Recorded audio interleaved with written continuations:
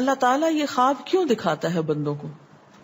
اور یہ ایک ایسا عمل ہے کہ جو انسان جس پہ قابو نہیں پا سکتا، جو انسانی ڈسکوری سے باہر ہے کہ ایسا کیوں ہوا.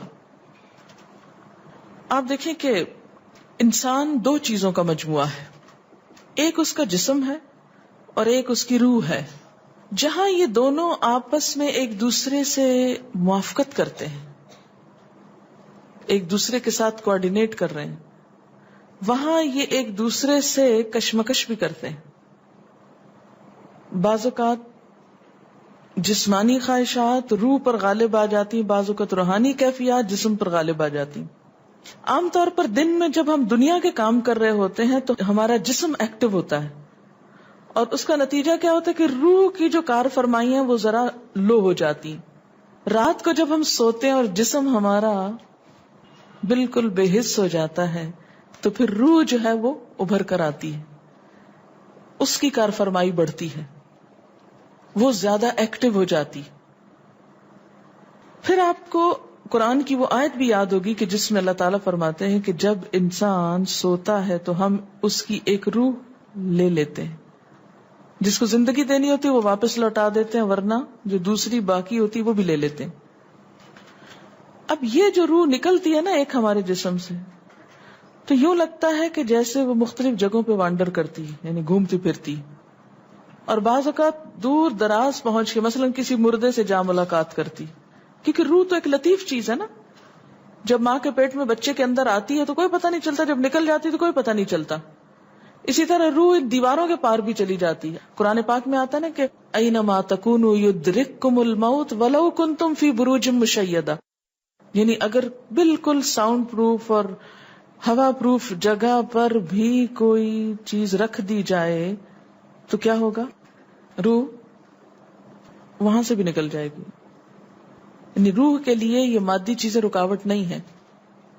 اب آپ دیکھیں جو لوگ مر جاتے ہیں بعض اوقات آپ کی ان سے ملاقات ہوتی اور آپ کو یوں لگتا ہے جیسے آپ ان کو چھو کر آئیں، اور ایسا ممکن ہے کہ وہ جو سوتے وقت ایک روح آپ کی نکلی وہ ٹریول کرتے کرتے اس مقام پہ جا پہنچی جہاں وہ مردہ روح تھی، اور اس نے اس سے جا کر باتیں بھی کی، کچھ میسج بھی لیے، کچھ اور بھی. تو اس سارے کو ہم واضح طور پر نہ جان سکتے ہیں، اس کی حقیقت نہ سمجھ سکتے ہیں، لیکن بعض خوابوں کو انٹرپریٹ کرنے میں یہ چیز آپ کو مدد دے گی کہ ایسا کس طرح پاسبل ہے. آپ اپنے بستر پر لیٹے ہوئے اور روحانی طور پر آپ خواب میں آپ کہیں اور پہنچے ہوئے.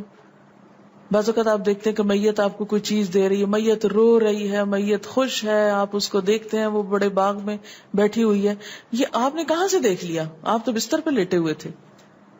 تو وہ جو ایک شعور سوتے وقت نکل جاتا ہے، جسم سے الگ ہو جاتا ہے، وہ ٹریول کر رہا ہوتا ہے ایک طرح سے، اور وہ ایسی جگہوں پر اللہ کے اذن سے ہی پہنچ جاتا ہے اور اس کو وہاں کی معلومات مل جاتی ہیں. اچھا، آپ کو یاد ہوگا وہ قصہ جو شہیدوں کا واقعہ میں نے آپ کو سنایا تھا، عراق میں جو صحابہ کرام کی قبروں میں سے ان کو نکال کر دوسری جگہ پر دفن کیا گیا.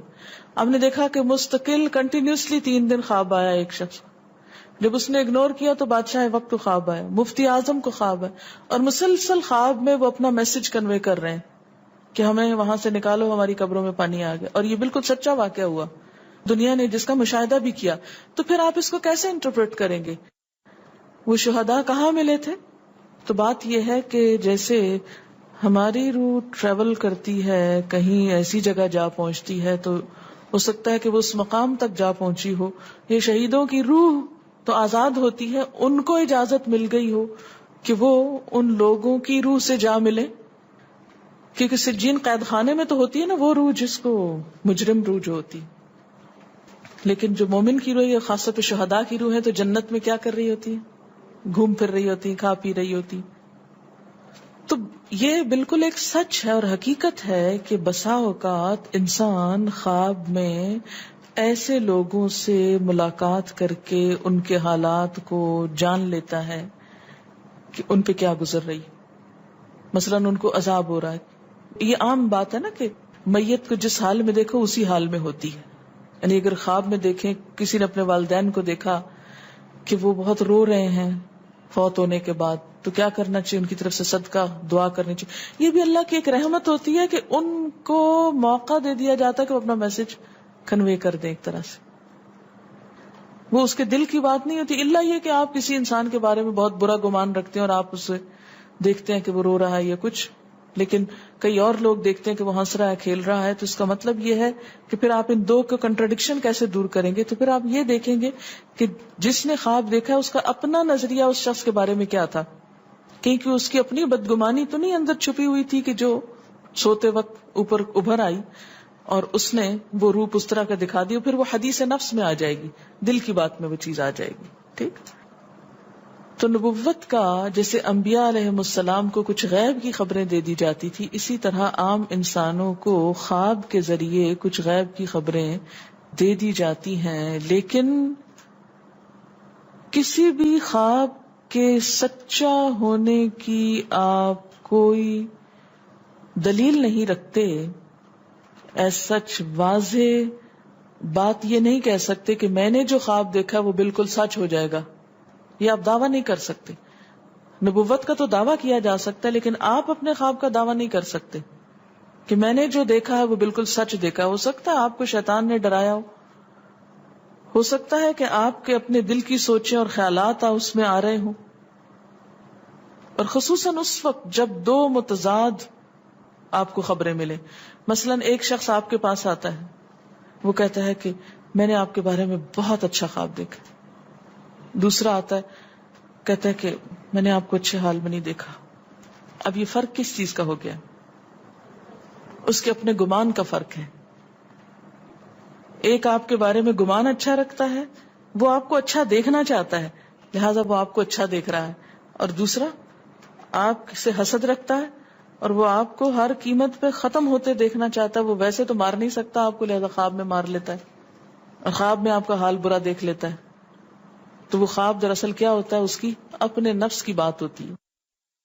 اسی طرح بعض لوگ جو جھوٹ سے بچتے ہیں، دھوکے سے بچتے ہیں، جن کے اندر منافقت نہیں ہوتی، جن کے دل بالکل صاف ہوتے ہیں، ان کو بھی بعض اوقات ایسے خواب آتے ہیں کہ جو بالکل واضح حقیقت ایک طرح سے نظر آ جاتی. لیکن کوئی شخص یہ خود سے دعویٰ نہیں کر سکتا کہ جو میں نے دیکھا ہے وہ میرے دل کی بات نہیں اور وہ بالکل بڑی سچائی ہے، جب تک کہ وہ چیز عملاً سامنے نہ آ جائے. آپ صلی اللہ علیہ وسلم نے فرمایا، اچھا خواب اللہ کی طرف سے ہے اور برا شیطان کی طرف سے. یعنی اگر آپ کسی کو برا دیکھ رہے ہیں یا کسی کی برائی دیکھ رہے ہیں تو وہ دراصل کیا ہے؟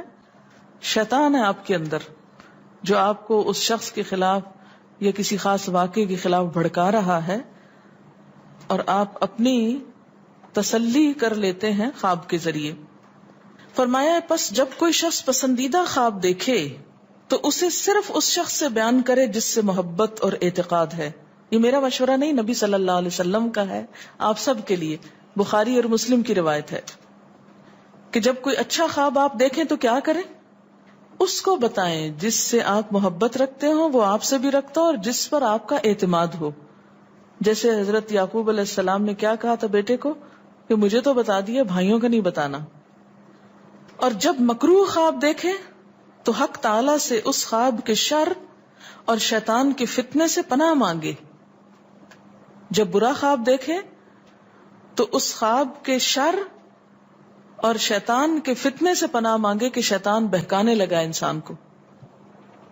اچھا آپ دیکھیں کہ بعض اوقات یہ ہوتا ہے کہ جسے ہمارا کسی سے اختلاف ہوا ہے، عقیدے میں، گھر کے جھگڑے میں، کسی ذاتی اس میں، تو ہم کمزور ہوتے ہیں، مجبور ہوتے ہیں، اس کو کچھ کہہ نہیں سکتے. تو پھر ہم بعض اوقات اپنی تسکین کیسے کرتے ہیں؟ خوابوں میں کرتے ہیں.